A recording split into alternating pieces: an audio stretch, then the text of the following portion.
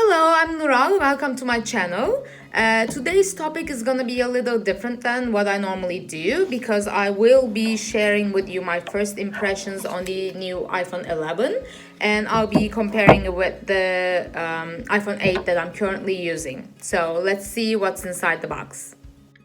So here is the most exciting part, opening up the new phone. And it comes in this white pack and has, of course, the color of the iPhone on the front. And when you open it, you actually get to see your phone right off the bat, which wasn't the case in previous models as far as I know. And so here is it, and it's a little bit big than what I'm used to, but it'll work. And then you have these booklets in there, and you also have the headphones and the charging unit that comes with the phone.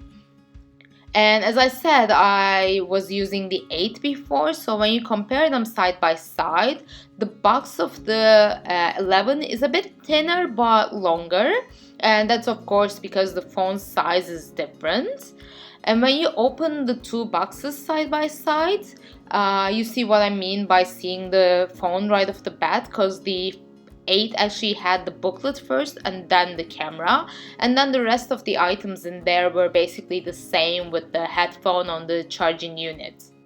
When we look at the phones side by side, you definitely see the size difference because the 8 was 4.8 inches and the 6 is 6.1. And the main difference is also the camera, because 8 only had one and 11 has two cameras. And also the iPhone logo here is gone. So this is the main difference basically in terms of design. And when you open the gelatin or whatever that thing is called, it only comes in the front, not the back, so you get a clear image. Another difference that I noticed in the phone was the placement of where you put the SIM card in. It used to be somewhere in the middle, but now they moved it towards the bottom.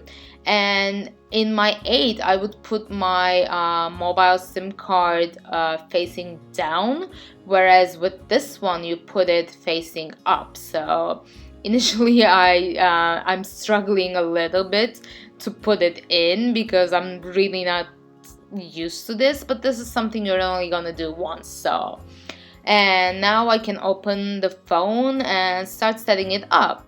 Now we see the Apple logo, and it's gonna take a little bit of time for it to open, and I'm gonna show you as much as I can without showing you the personal stuff basically. So I'll take you along as I open this thing up, and it should be about ready, I'm hoping. Yeah, here we go. It says hello, and let's see, language English, country Germany. What? No, let's go down and find Finland, and it should be somewhere here. Okay, here we go. We set it up, and then it's gonna ask me for the quick setup and the Wi-Fi network, and I'm just gonna go ahead and set these things up and meet you back here. Okay, I'm back with more fun stuff. Screen time, yes. Analytics, no. Truth on display. And the appearance. The new thing in here is the night mode, which turns everything to a dark color. And you get to select your zoom, and I'm just gonna do the standard because the logos in the other one are too big. And then we continue, and I'm really not used to these like new controls because coming from the 8 I have the FaceTime and not the password, so I'll just go and set that up, and now we're done. And the fun part is the camera, which is one of the main reasons that I got this phone, because it has this ultra wide angle lens which you can zoom in, and it has the portrait feature in the camera, which I didn't have before. And let's see what else we got here. This is the regular one, the slow-mo, and the time-lapse. I think this is the first time you can actually sort of zoom out, which is doing the 0.5x on the phone's camera to get the wide angle lens, and I'll just show you a couple examples. So this photo is shot with the iPhone 8 wide-angle lens, and this one is shot with the iPhone 11 wide-angle lens, and now this one is shot with the ultra wide-angle lens on the iPhone 11. And when we look at both of the photos, you see that the ultra wide angle captures a much larger image than the wide angle lenses on both the other two cameras.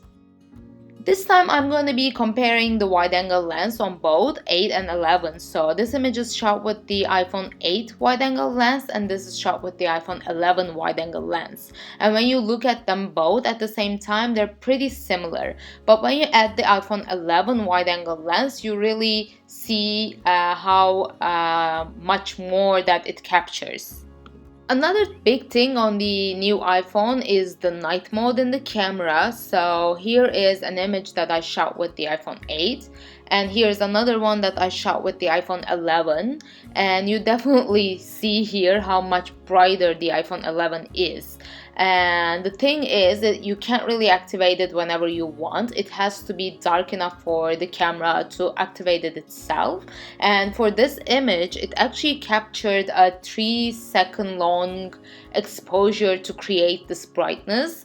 And I tried it at home another time and it only took 1 second. So it definitely changes on how much light there is. So, my first impressions.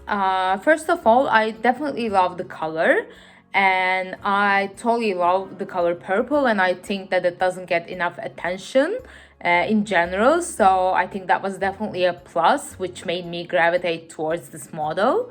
And another thing that I was looking was ultra wide angle lenses, and I was actually looking to get a new lens for my iPhone 8, but I tried a couple and didn't really like the results. So the fact that iPhone 11 has the ultra wide angle lens definitely made it a plus for me.